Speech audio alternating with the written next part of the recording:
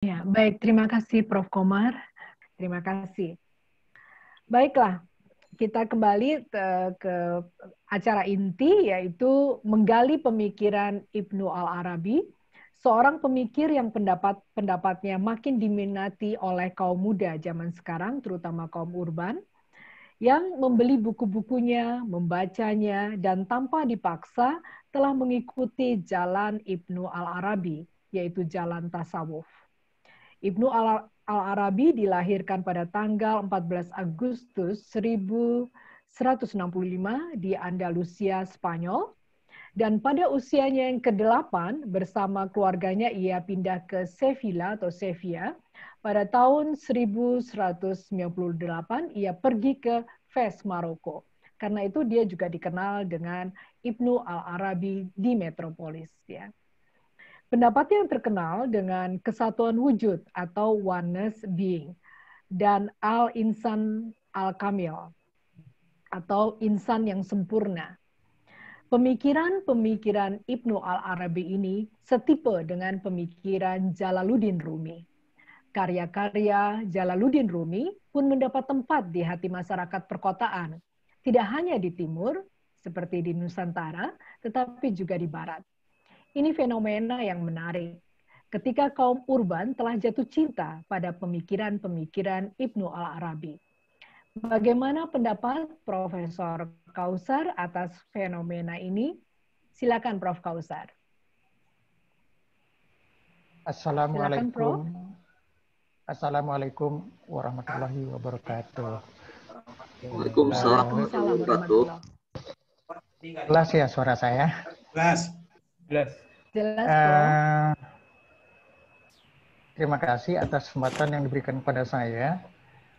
Mas Adi itu dalam WA-nya membuat beberapa pertanyaan ya. Di antara pertanyaannya itu mengapa kaum urban tertarik pada Ibnu Arabi? Gitu. Apa sih yang istimewa dari Ibnu Arabi sehingga orang tertarik kepadanya? Jadi itu yang begini. Saya sendiri juga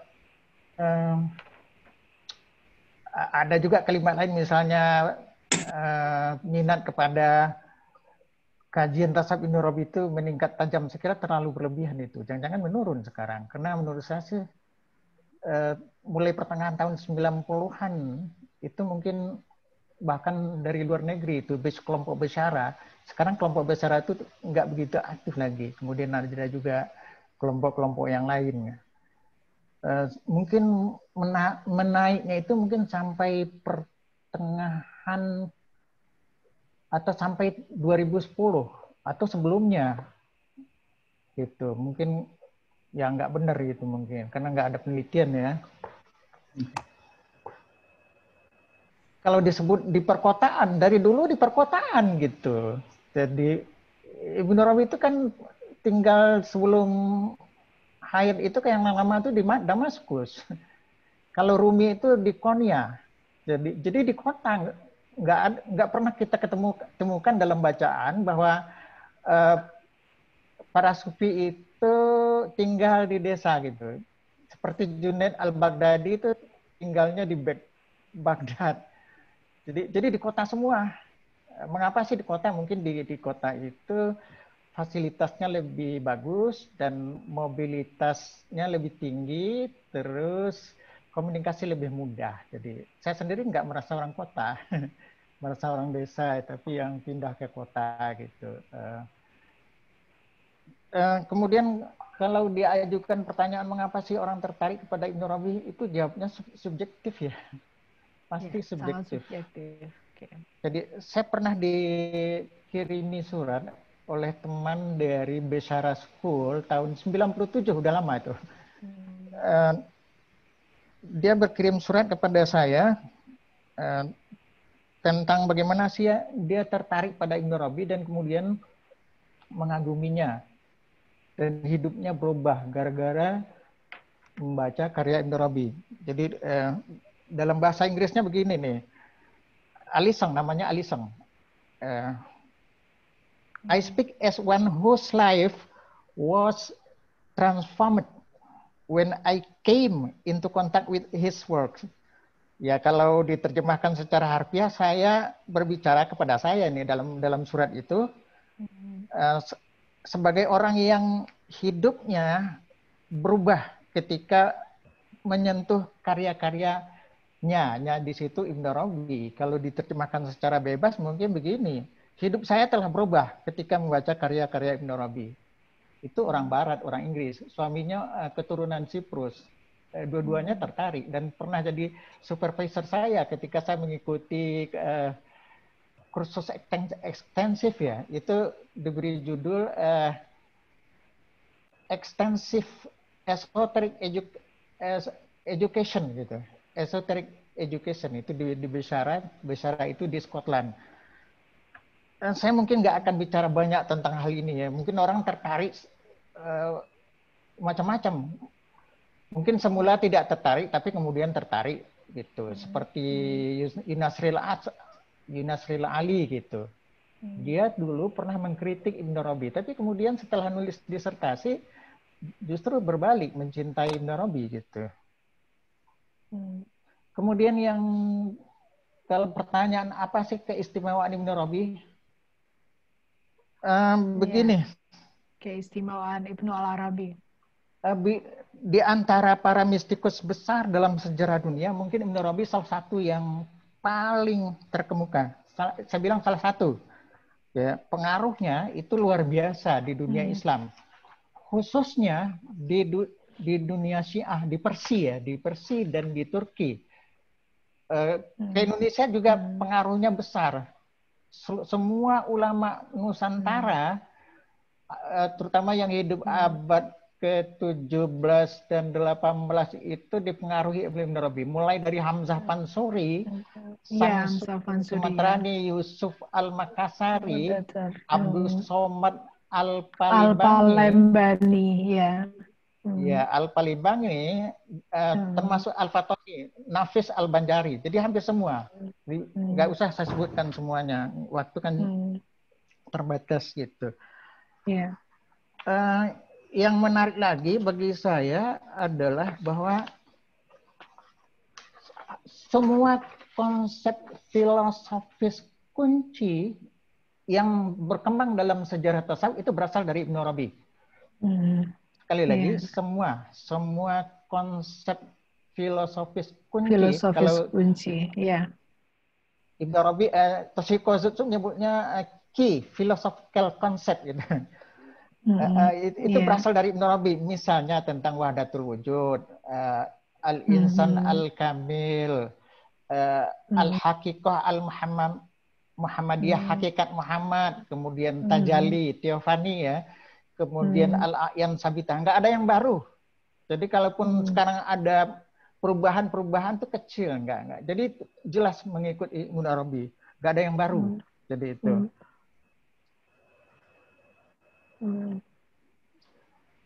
Kemudian yang konsep tadi. Bahkan menurut Toshiko Zutsu, ya, konsep metafisika di Persia itu dibentuk oleh pikiran-pikiran Ibn Arabi digabung dengan Suhrawardi, Saiful Ishraq ya, atau Al-Maktul yang pernah dibunuh gitu. Jadi luar biasa menurut saya. Jadi nggak ada yang baru. Konsep-konsep filosofis kunci sampai sekarang nggak ada yang baru. Jadi paling-paling ada catatan kaki gitulah. Kalau boleh disebut catatan kaki gitu.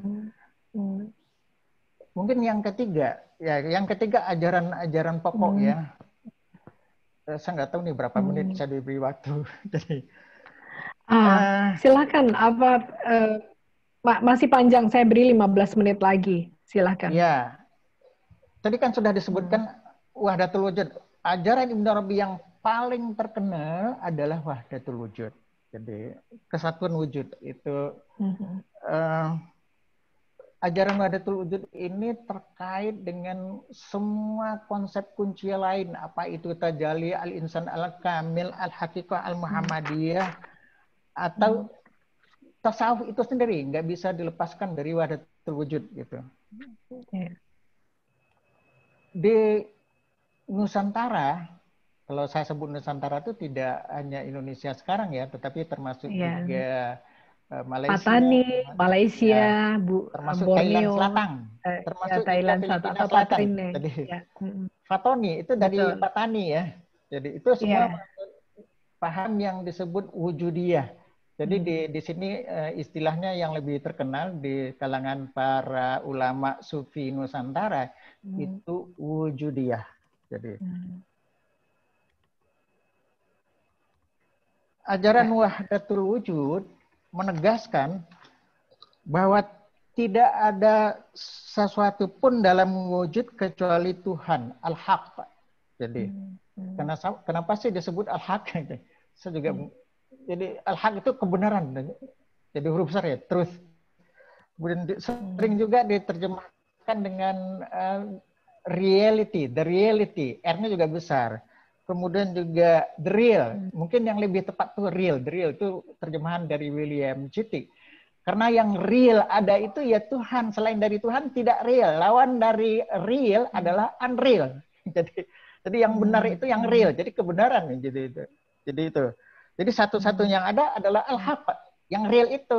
Selain dari itu unreal. Jadi manifestasi bayangan apa ya? Bayangan, manifestasi, tajalli, teofani dan seterusnya. Alam adalah tajalli, ekspresi, teofani Tuhan. Manusia sempurna, al-insan al-kamil, adalah teofani atau penampakan diri Tuhan yang paling sempurna. Gitu. Jadi ini sudah menyinggung pemikiran Ibnu Al-Arabi yang wahdatul wujud, kita bicara wahdatul wujud. Dan ini terkait dengan tauhid.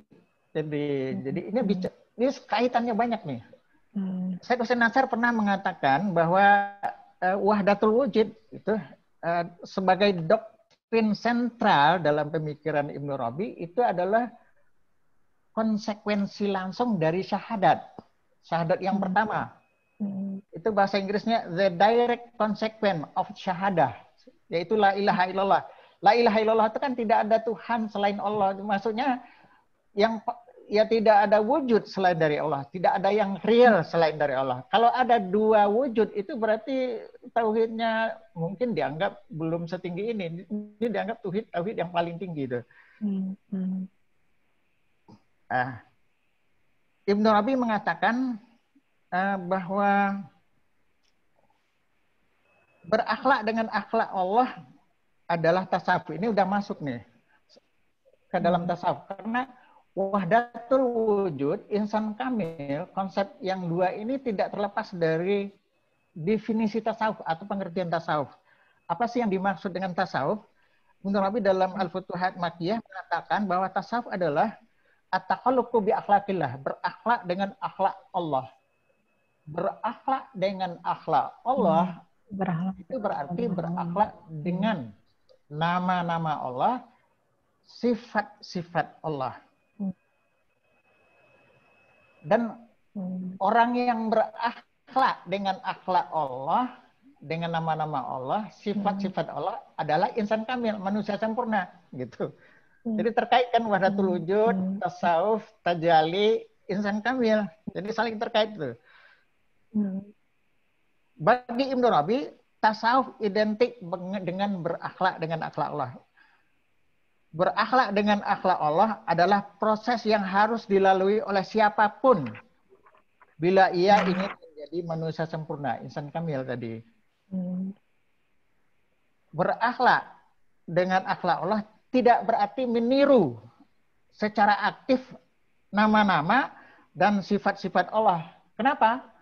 Karena tugas meniru secara aktif itu di luar kemampuan manusia. Dan lagi pula meniru secara aktif nama-nama Allah itu berarti menyayangi Allah. Dan itu tidak mungkin ya. Dan itu bisa menimbulkan keangkuhan dan kesombongan. Jadi sekarang timbul pertanyaan, bagaimana sih cara berakhlak dengan akhlak Allah?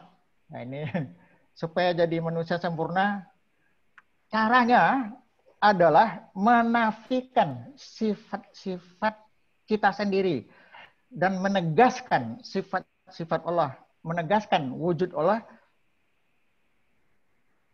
karena kita dan segala sesuatu selain dari Allah tidak mempunyai wujud kecuali dalam arti kiasan.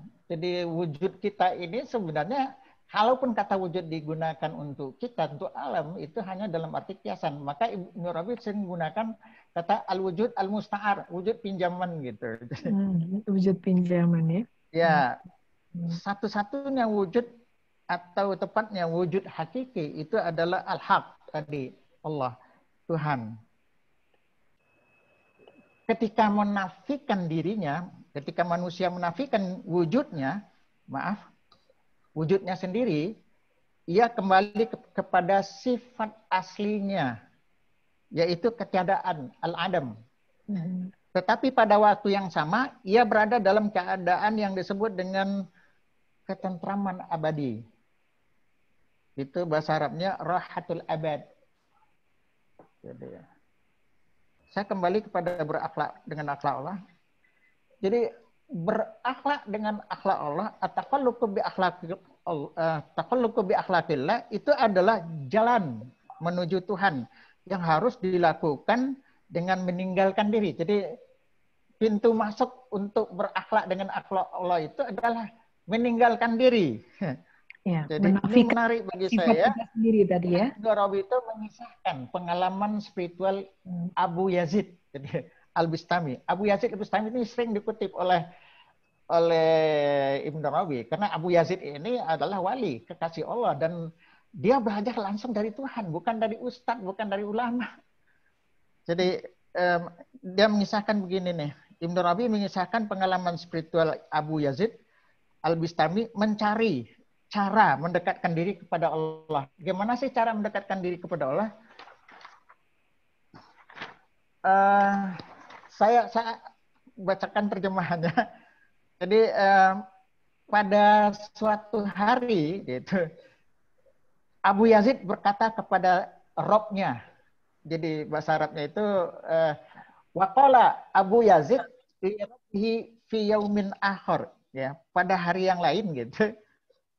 Jadi dia tanyanya kepada Tuhan, Rob, bukan kepada ulama atau manusia, bukan. Jadi langsung dijawab oleh Rob, oleh Tuhan.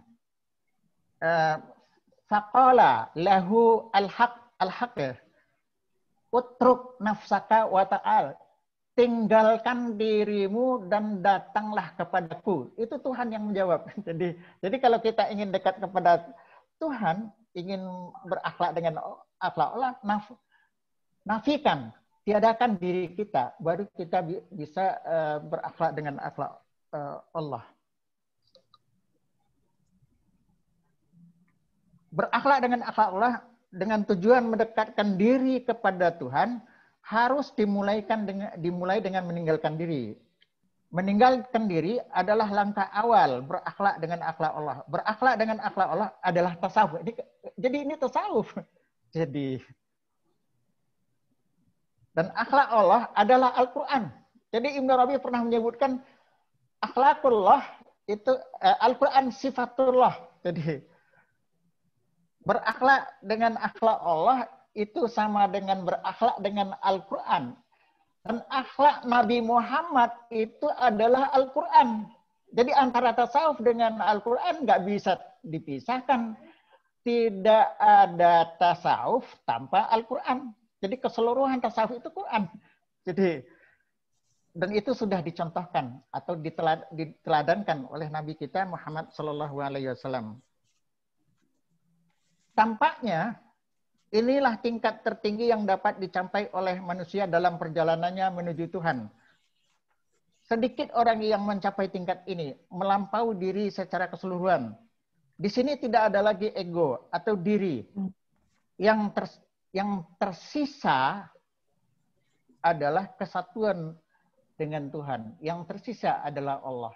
Jadi Tuhan. Ini adalah keadaan yang sering disebut mati sebelum mati. Jadi ini teman-teman yang mengkaji tasawuf mungkin sering dengar mati sebelum mati ya. Jadi Rumi melukiskan Tuhan sebagai yang melarutkan keterpisahan kita ke dalam kesatuan dengan Dia. Selama jejak ego masih tersisa, seorang penempuh jalan tidak akan mencapai tingkat ini. Jadi ego itu harus dibuang. Ia harus meninggalkan dirinya sehingga tersisa hanya Tuhan.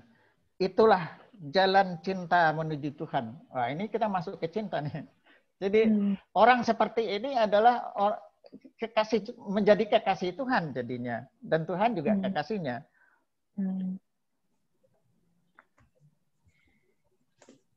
Pada tingkat adik ini tidak ada lagi ya. Tadi sudah saya sebutkan keterpisahan antara hamba dan Tuhan.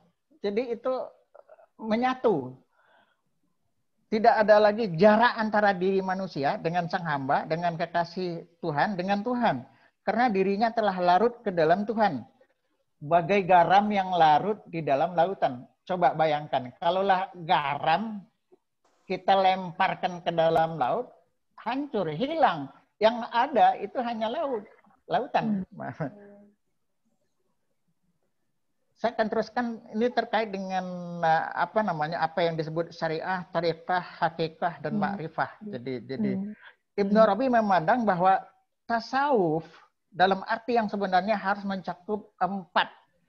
Ya, sering juga disebut 3. Yang 4 itu apa sih? Tadi sudah saya sebutkan, syariah, tarikat, tariqah, hakikat, hakikah, dan ma'rifat, ma'rifah. Ma'rifah dalam mazhab Ibnu Arabi adalah ma'rifat yang bermuara pada doktrin wahdatul wujud. Ma'rifat adalah tahap terakhir. Setiap tingkat dibangun berdasarkan tingkat-tingkat yang berlangsung sebelumnya. Jadi orang tidak bisa misalnya langsung kepada ma'rifat, itu tidak bisa. Harus dulu dari syariat. Dari syariat baru meningkat kepada thariqah. Dari thariqah baru kepada hakikah, dan dari hakikah baru yang terakhir ma'rifah. Nggak bisa loncat itu. Jadi kita melihat bahwa ini satu kesatuan antara empat serangkai. Ya, saya sebut 4 serangkai ya. Jadi saya sangat menarik misalnya ketika Robert Fraser, Fraser ya menjelaskan 4 tingkat ini. Jadi Robert Fraser misalnya memaparkan penjelasan Ibnu Arabi ini tentang sebagai berikut. Pada tingkat syariah yang berlaku adalah, dia bilang, itu bahasa Inggrisnya yours and mine, milikmu dan milikku. Pada tingkat ini yang berjalan adalah hukum keagamaan, hak-hak individual, dan hubungan-hubungan etis antara banyak orang. Jadi ini masih pada tingkat lahiriah. Jadi orang masih memiliki harta, mobil, rumah, dan seterusnya. Jadi ada hak. Sekarang tingkat selanjutnya pada tingkat thariqah yang berlaku adalah itu mine is yours and yours is mine. Jadi milikku adalah milikmu dan milikmu adalah milik nih. Ini para darwis ya. Pada tingkat ini para darwis itu para pencari Tuhan nih. Jadi, para darwis diharapkan memperlakukan sesama mereka seperti saudara sendiri. Yaitu membuka pintu rumah mereka, hati mereka, harta mereka satu sama lain. Jadi milik bersama gitu. Jadi itu berbeda dengan tingkat yang pertama tadi kan, masing-masing memiliki. Jadi kalau pada tingkat ini jangan disebut milik saya gitu. Pernah dalam sebuah kisah ini saya nggak tahu apa kisah itu benaran, tapi yang jelas apa sih pelajaran yang bisa diambil dari situ? Seorang sufi yang banyak murid, dia pergi ke masjid, keluar dari masjid, dia kehilangan sendal. Lalu dia mengatakan, siapa yang melihat sendal saya? murid-muridnya pada bubar, lari semua. Nggak mau lagi ngaji dengan dia. Dia jangan bilang sendal saya. Harusnya dia bilang, siapa yang melihat sendal yang coklat atau yang hitam, yang itu. Jangan bilang milik saya gitu. Jadi karena semuanya milik Tuhan gitu. Jadi sekarang kepada tingkat hakikah. Pada tingkat hakikah yang berlaku adalah no mine, no yours. Tidak ada milikku, tidak ada milikmu. Jadi di sini para sufi itu mengakui semua milik Tuhan. Tidak ada yang milik kita tuh tidak ada. Kita cuma pakai aja. Saya teringat tulisan di Kompas ya, yang kemarin ya, si Dunata itu dia bilangnya, maaf kalau saya menyinggung ini sedikit. Pak Yakob yang meninggal itu dia bilang, Kompas itu ladang Tuhan. Jadi saya di sini cuma bekerja. Dia bilang ini bukan milik saya, jadi milik Tuhan lah gitu. Kira-kira seperti itu. jadi sepertinya dekat gitu lah. Sekarang pada tingkat makrifah ya. Yang terjadi adalah no minds, no you. No me, no you. Tidak ada aku, tidak ada kamu. Pada tingkat ini setiap individu menyadari bahwa semuanya adalah Allah. Semuanya adalah Tuhan. Tidak ada sesuatu pun dan tidak ada seorang pun yang terpisah dari Tuhan. Inilah tujuan terakhir dari tasawuf. Teman-teman sekalian, saya akan menunjukkan orang yang menempuh jalan ini yang disebut wali itu orang yang dekat dengan Allah, yaitu kekasih oleh Allah. Dia akan dilindungi oleh Allah, ya. Orang seperti ini adalah orang yang selalu melakukan perbuatan-perbuatan yang melebihi kewajiban. Itu dalam bahasa Arab itu disebut an-nawafil. Jadi saya kira nawafil itu memang sering diartikan sholat sunat, tapi saya kira itu bukan hanya itu, melebihi itu. Itu ada dalam hadis qudsi ya. Jadi bagaimana sih Tuhan melindungi walinya, kekasihnya, orang yang dekat kepadanya gitu. Dalam sebuah hadis qudsi itu panjang sih hadis qudsinya, tapi saya sebutkan dalam bahasa Indonesianya saja. Jadi Rasulullah SAW pernah bersabda, Allah berkata, jadi Rasul berkata, Allah berkata gitu. Jadi melalui Rasul. Terjemahan Indonesianya begini, barang siapa memusuhi waliku, aku akan mengumumkan perang kepadanya. Bahasa Arabnya itu adzantu.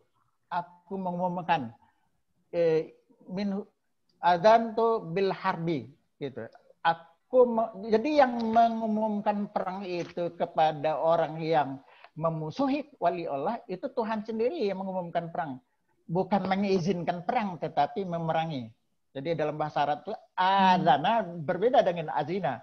Jadi aku sendiri yang memerangi, jangan macam-macam dengan para wali karena akan dilindungi oleh Allah. Dan orang yang memusuhi para wali akan dimusuhi, akan diperangi oleh Allah. Jadi ini. Terus hambaku mendekatkan diri kepadaku bukan dengan sesuatu yang lebih disukai bagiku daripada apa yang telah aku wajibkan atasnya. Hambaku senantiasa mendekatkan diri kepadaku dengan perbuatan-perbuatan yang melebihi kewajiban hingga aku mencintainya. Ini di dalam buku Pak Harun Nasution ketika saya kuliah di S1 itu dulu ada mistisisme dan filsafat dalam Islam ya. Wala yazalu abdi yataqarrabu ilayya gitu. Hambaku selalu mendekatkan diri kepadaku hatta uhibbahu sehingga aku mencintainya. Barang siapa yang aku cintai, kata Tuhan, aku menjadi pendengarannya gitu, menjadi penglihatannya dan seterusnya. Jadi itu luar biasa menurut saya sih. Jadi menyatu dengan Tuhan, dibimbing oleh Tuhan. Hubungan sang hamba dengan Tuhan di sini telah menjadi hubungan kekasih dan pecinta. Hubungan yang dicintai dan yang mencintai. Tidak ada lagi jarak antara keduanya. Begitu dekatnya Tuhan dengan hambanya sehingga dia berkata, maka bila aku mencintainya, aku menjadi pendengarannya, ya, yang dia pakai untuk mendengar,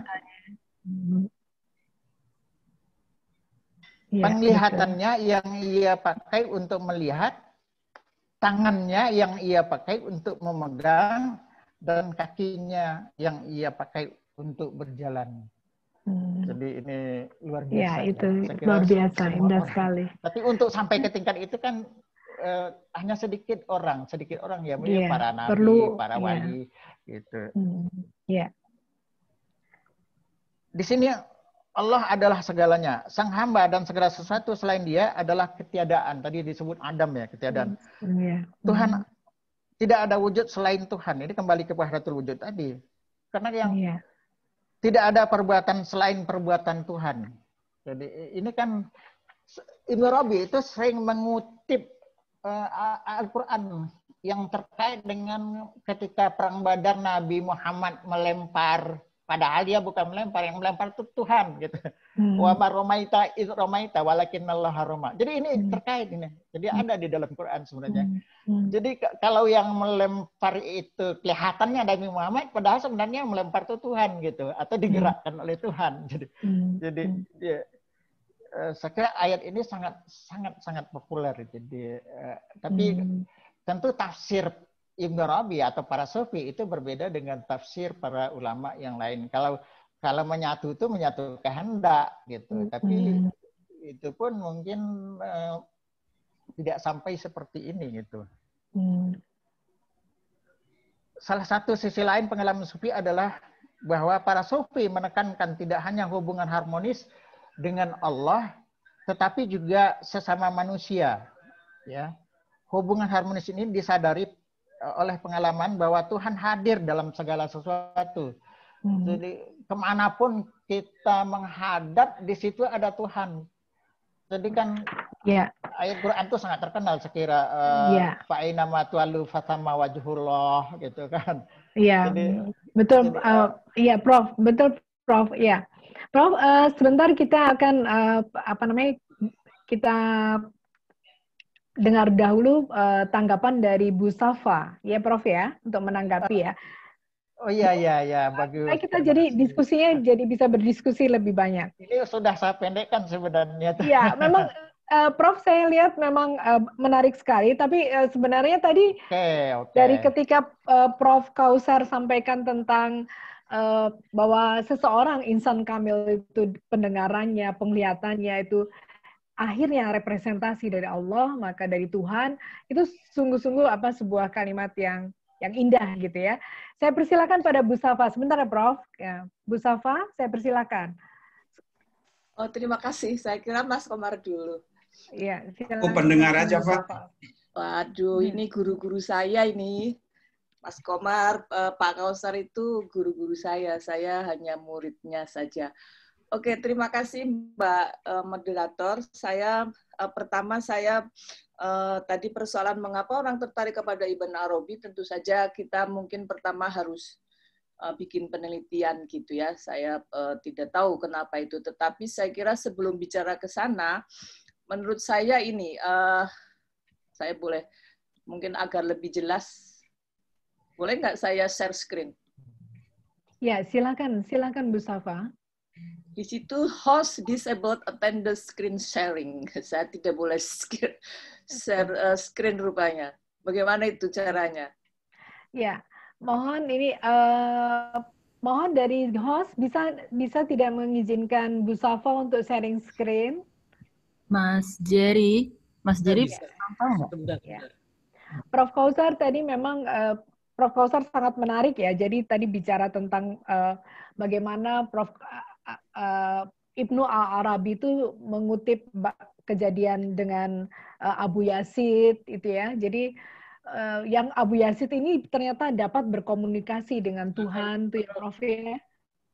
Halo. Oke, saya sudah bisa. Saya kira bisa Bu Safa. Ya baik, silakan. Ya, saya akan munculkan dulu sebelum kita bicara Ibn Arabi. Saya karena saya tadi menjawab pertanyaan-pertanyaan yang saya kira sudah dibahas oleh Pak Kausar. Yang pertama, saya kira sebelum bicara ke Ibn Arabi, kenapa sih orang kok banyak tertarik kepada tasawuf gitu ya? Sebentar. Kok hilang lagi? Salah.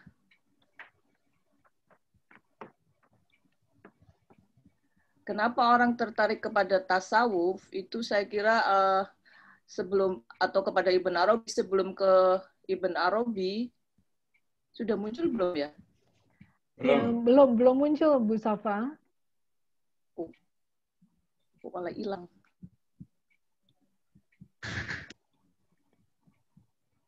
Mungkin bisa disampaikan melalui dengan langsung dari Bu Safa saja, tidak perlu share screen mungkin. Sudah muncul belum? Belum muncul Bu Safa. Kok belum muncul? Padahal di sini saya sudah Sudah baru sharing gitu. baru putih polos, Bu. Oh, oke. Sebentar, ini kok saya nggak melihat juga di sini gambarnya. Ini rada apa namanya? Gaptek. Oke. Sudah kelihatan? Belum? Nah, ini kok belum kelihatan. Udah ngasih kuliah aja, Pak. Gambarnya Bu Safa. Oke, jadi saya kira begini, menurut saya kenapa orang itu tertarik kepada apa namanya tasawuf sebelum kita bicara mengenai Ibn Arabi ya. Saya kira pertama adalah ada semacam kecenderungan dari beberapa orang yang memang apa namanya tertarik kepada tasawuf itu adalah karena apa? Pertama, di situ saya bicara mengenai tasawuf dan modernitas misalnya, yang saya kutip dari sebentar ya, saya kira kenapa hilang?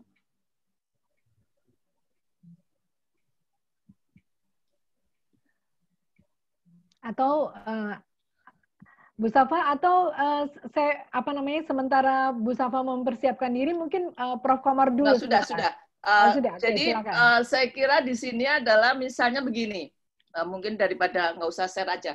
Gini, kenapa sih orang tertarik kepada mistisisme misalnya nanti khususnya kepada Ibn Arabi? Menurut saya, kalau Ibn Arabi kita perlu penelitian dulu. Apakah orang Indonesia misalnya kenapa orang-orang Indonesia sekarang banyak tertarik kepada Ibn Arabi itu juga perlu diteliti gitu, karena biasanya kalau kita bertanya misalnya kepada orang-orang kampung gitu, Anda tahu nggak Ibn Arabi?